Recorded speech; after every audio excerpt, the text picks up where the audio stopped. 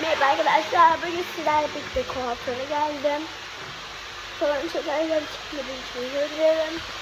Şuna bakar mısınız? Kıvırcık saçlar. Çok seviyorum. Sonra çıkınca başka bir kıza dönüşüyorum. Belki ne kadar güzel manzara.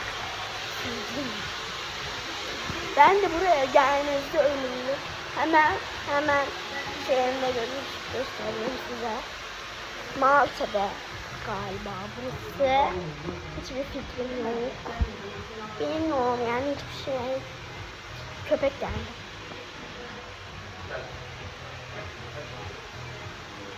Bismillah. Böyle mis. Böyle sizin için şu şekilde.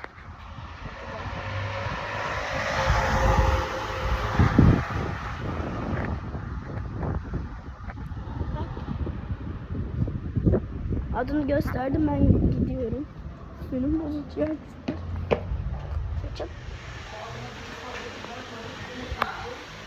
Sen bozulmadın. Ucuz atlattı, ucuz atlattı. Hem bir de saçı yıkattım. Sen seninle uğraştık. Çok mutluyum. Annem beni hizmetçim gibi kaldı. Baksana. Bence çok güzel. Sizce? Ayrıca abone olmayı unutmayın. Görüşürüz.